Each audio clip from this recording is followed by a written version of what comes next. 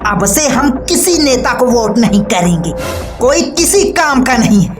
ना तो किसी नेता को देश से मतलब है और ना ही देश की जनता से।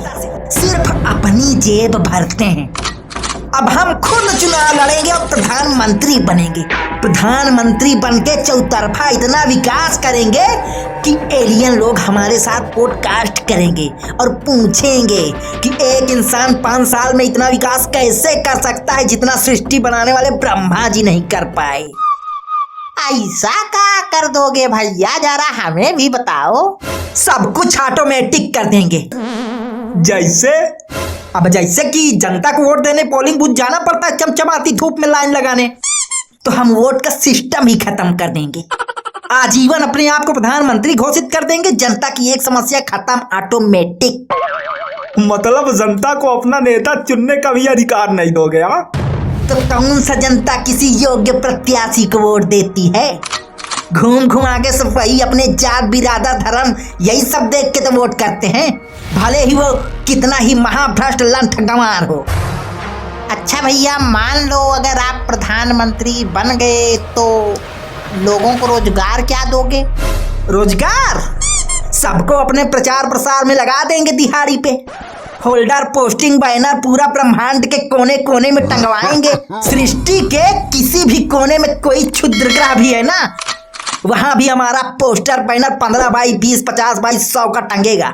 और ब्रह्मांड में इतने तारे क्षुद्रग्रह हैं कि रोजगार देने के लिए लोग कम पड़ जाएंगे।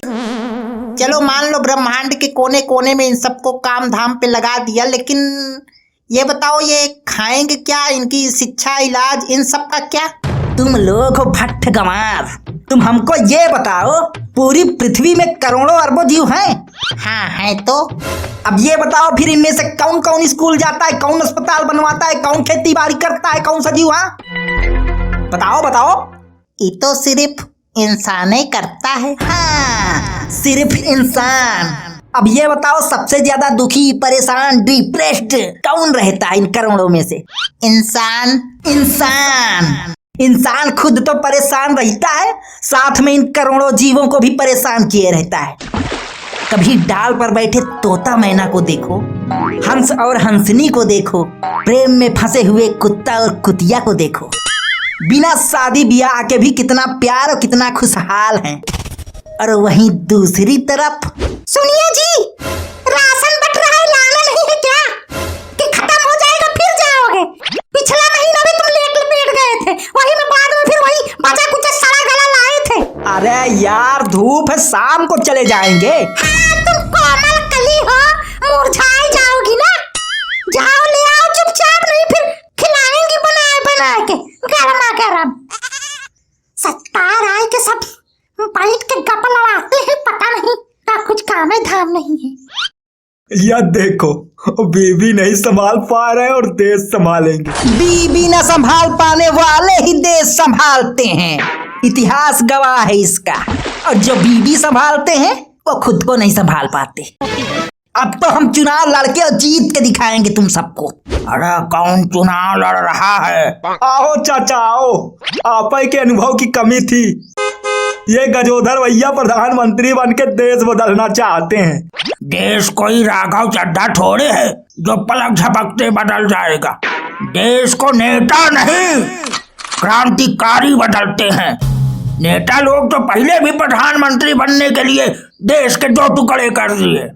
उसी देश को, जिस देश को भगत सिंह जी और चंद्रशेखर आजाद जी जैसे क्रांतिकारी देशभक्त अपने त्याग और बलिदान से आजाद करवाए।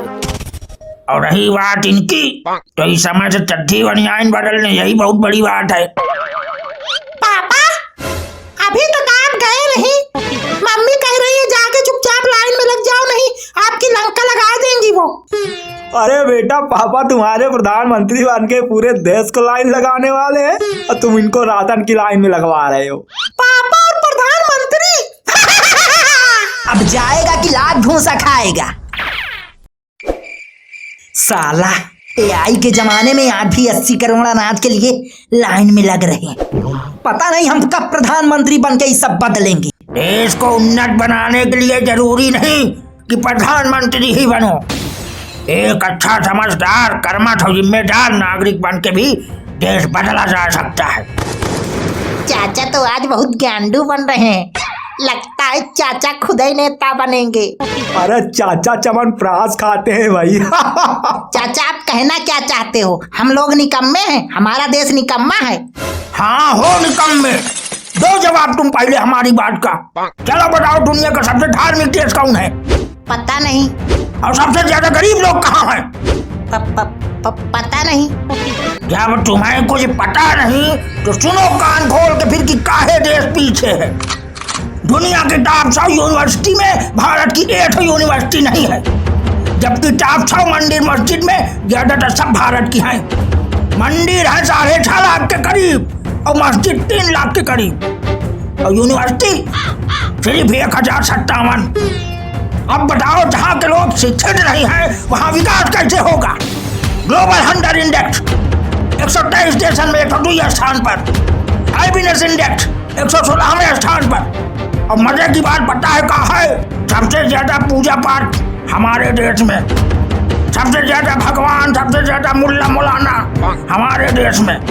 वहीं दूसरी तरफ प्रेस फ्रीडम में 157 स्थान पर 180 देशन में, और इस सब में हमसे ठीक पाकिस्तान और सरवा बांग्लादेश है।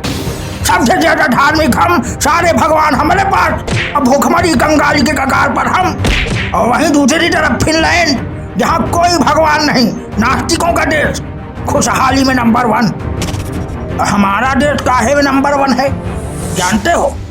गंदगी फैलावे में नंबर 1। देश के जितने छुट्टूर से छुट्टूर काम है उस सब में नंबर 1 है। पूजा पाठ में, अंधविश्वास में, शिक्षा में, जातिवाद में, यही सब में फंसा पड़ा है। और यही चीज का फायदा नेता लोग उठाते हैं। भारत के नेताओं के वादे यहाँ के शादी के मंडप में किए गए वादों की तरह होते हैं, जिनका वास्तविक जीवन से कोई लेना देना नहीं होता। उनको जनता की समस्याओं से कोई लेना देना है ही नहीं।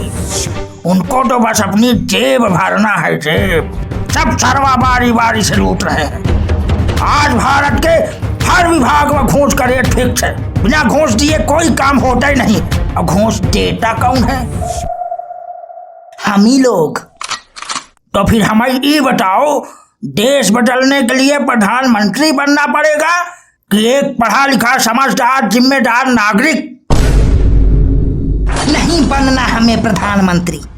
अब से हम जहां भी हैं, जो भी हैं, अपना काम ईमानदारी से करेंगे और भ्रष्ट नेताओं अधिकारियों को जड़ से उखाड़ फेंकेंगे।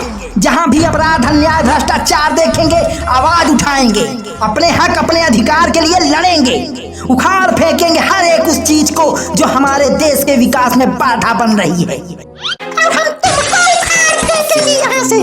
राशन नहीं आ रहा हमारा। अरे जा रहे हैं, जा रहे हैं। Please, Lord, give me a sign.